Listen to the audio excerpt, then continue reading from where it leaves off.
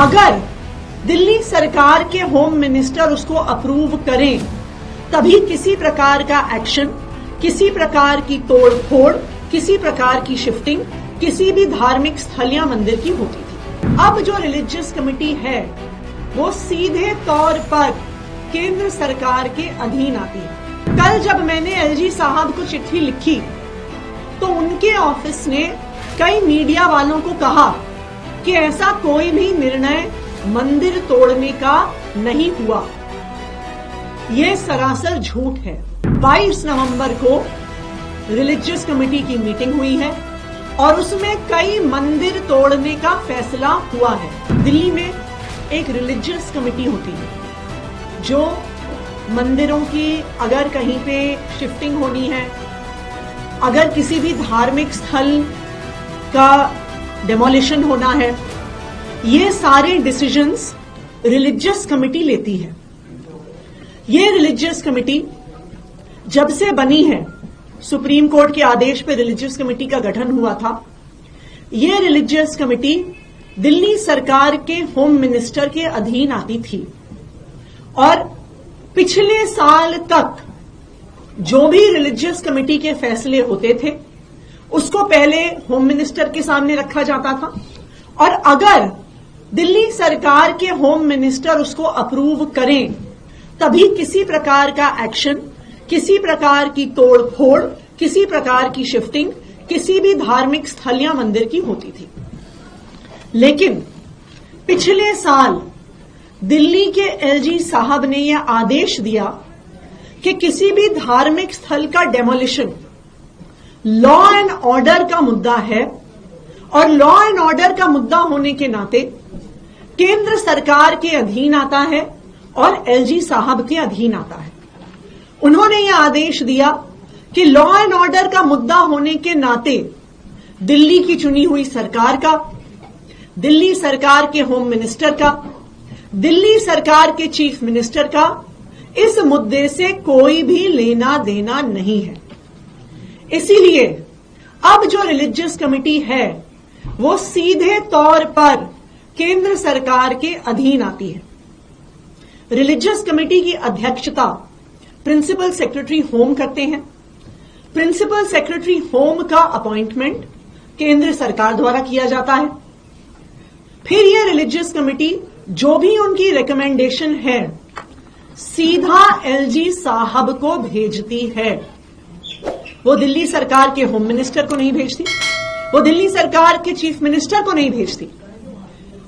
Bharatiya Janata party की केंद्र सरकार द्वारा अपॉइंटेड प्रिंसिपल सेक्रेटरी होम फैसला लेता है और उस फैसले को केंद्र सरकार के नुमाइंदे एलजी साहब के पास अप्रूवल के लिए भेजता है। 22 नवंबर को रिलीजियस कमेटी की एक मीटिंग हुई, उसके ये मिनट्स हैं। ये मिनट्स मैं इसलिए दिखा रही हूं क्योंकि कल जब मैंने एलजी साहब को चिट्ठी लिखी तो उनके ऑफिस ने कई मीडिया वालों को कहा कि ऐसा कोई भी निर्णय मंदिर तोड़ने का नहीं हुआ। यह सरासर झूठ है। 22 नवंबर को रिलीजियस कमेटी की मीटिंग हुई है और उसमें कई मंदिर तोड़ने का फैसला हुआ है। सबसे पहले एक मंदिर जो 26 ब्लॉक वेस्ट पटेल नगर में है, उसके बाद एक मंदिर जो पॉकेट एंड दिलशाद गार्डन में है, एक मंदिर जो बी ब्लॉक सीमापुरी में है, एक मंदिर जो 395 गोकुलपुरी में है, एक मंदिर जो न्यू उस्मानपुर फ्लैट्स के गेट नंबर 1 के पास है, एक हनुमान जी की मूर्ति जो Ambedkar park B3 block Sultanpuri में है और एक बौद्ध धर्म का धार्मिक स्थान, बौद्ध धर्म का स्थल जो पार्क आई ब्लॉक आई सुंदर नगरी में है और इस बौद्ध धर्म के धार्मिक स्थल पर बाबा साहब अंबेडकर की एक मूर्ति भी है। तो ऐसे कई मंदिर जो दिल्ली के अलग अलग हिस्से में है, जिसमें सुंदर नगरी, सीमापुरी, सुल्तानपुरी, वेस्ट पटेल नगर, न्यू उस्मानपुर शामिल हैं। कई मंदिर तोड़ने का फैसला 22 नवंबर को रिलीजियस कमेटी ने लिया है। रिलीजियस कमेटी के जो ये सारे मिनट्स हैं, इसको हम सारे अपने मीडिया के साथियों के साथ शेयर करेंगे। इस फैसले के होने के बाद ये फाइल भारतीय जनता पार्टी केंद्र सरकार के नुमाइंदे जो एलजी साहब हैं, उनके पास भेजी गई। एलजी साहब ने इस फाइल को अप्रूवल दे दिया है और अब चाहे डीडीए हो, चाहे एमसीडी हो, चाहे दिल्ली पुलिस हो, चाहे जो वहां का डीएम एसडीएम हो, वो इन सब मंदिरों को तोड़ने की तैयारी कर रहे हैं। सब पुलिस वालों को इत्तला हो गई है कि पुलिस फोर्स उनको देनी पड़ेगी मंदिर तोड़ने के लिए। आप सबको याद होगा, पिछले साल भी इसी तरह पटपड़गंज के एक इलाके विनोद नगर में शनि मंदिर के एक हिस्से को खुलेआम तोड़ा गया था। केंद्र सरकार के आदेश द्वारा तोड़ा गया था। पब्लिक बहुत नाराज हुई थी, सड़क पर भी आ गई थी, लेकिन केंद्र सरकार के आदेश पर दिल्ली पुलिस ने उस शनि मंदिर को तोड़ डाला था।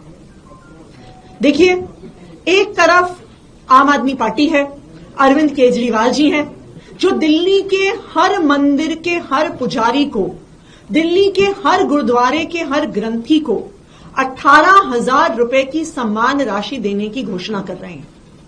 और दूसरी तरफ भारतीय जनता पार्टी है, जो दिल्ली के अलग अलग हिस्से में मंदिर तोड़ने का, हनुमान जी की मूर्ति तोड़ने का, बौद्ध धर्म के धार्मिक स्थल तोड़ने का आदेश दे रही है। मैं आज भारतीय जनता पार्टी से, केंद्र सरकार से, भारतीय जनता पार्टी की सरकार के नुमाइंदे एलजी साहब से, दिल्ली के लोगों की तरफ से ये अपील करना चाहूंगी कि इन मंदिरों से, इन धार्मिक स्थलों से लोगों की आस्था जुड़ी हुई है। अगर आप इन मंदिरों को तोड़ने जाएंगे तो लोगों की आस्था को ठेस पहुंचेगी। और मेरा एलजी साहब से और बीजेपी की केंद्र सरकार से यह विनम्र निवेदन है कि किसी भी मंदिर को, किसी भी धार्मिक स्थल को, किसी भी बौद्ध धर्म के धार्मिक स्थल को, हनुमान जी की मूर्ति को तोड़ा ना जाए, डिमोलिश ना किया जाए, क्योंकि उससे लोगों की भावनाएं आहत हुई। Thank you. कल एलजी के दफ्तर से ये बात कही गई थी कि आपने जो चिट्ठी लिखी थी, you were resorting to politics and he also said, ये स्टेटमेंट वाज कि इस तरह की कोई प्लानिंग नहीं है और डाइवर्जनरी टैक्टिक्स है अपने काम और फेलियर से ध्यान हटाने के लिए। ये कागज है, ये डॉक्यूमेंट्री प्रूफ है कि 22 नवंबर को जो रिलीजियस कमेटी केंद्र सरकार द्वारा अपॉइंटेड प्रिंसिपल सेक्रेटरी होम की अध्यक्षता में होती है, जो रिलीजियस कमेटी एलजी साहब के आदेश अनुसार काम करती है, जो रिलीजियस कमेटी एलजी साहब के आदेश अनुसार अब दिल्ली की चुनी हुई सरकार, उसके होम मिनिस्टर, उसके चीफ मिनिस्टर के अधीन नहीं है, उस रिलीजियस कमेटी ने सीमापुरी में, न्यू उस्मानपुर में, वेस्ट पटेल नगर में, मंगोलपुरी में मंदिर तोड़ने का फैसला लिया है। ये कागज आज मैं सभी मीडिया के बंधुओं से शेयर भी करूंगी। आप बताएं एलजी ऑफिस, क्या ये कागज झूठे हैं? बताएं एलजी ऑफिस, क्या उन्होंने इन फैसलों पर अपनी मोहर नहीं लगाई है? वो बताएं कि क्या दिल्ली पुलिस को इस फैसले की इत्तला नहीं दी गई है? क्या दिल्ली पुलिस के अलग अलग एरियाज के एसएचओज को नहीं बताया गया है कि इन मंदिरों को तोड़ना है, इन धार्मिक स्थलों को तोड़ना है? ये सारी सूचना एमसीडी के पास भी दी गई है, डीएम ऑफिसेज में दी गई है, दिल्ली पुलिस को दी गई है। इन सब मंदिरों और धार्मिक स्थानों को तोड़ने का भारतीय जनता पार्टी का इरादा है। और मैं एलजी ऑफिस से भी आग्रह करूंगी कि अगर वो मंदिर नहीं तोड़ना चाहते हैं तो वो इस आदेश को वापस लें, लेकिन वो झूठ तो ना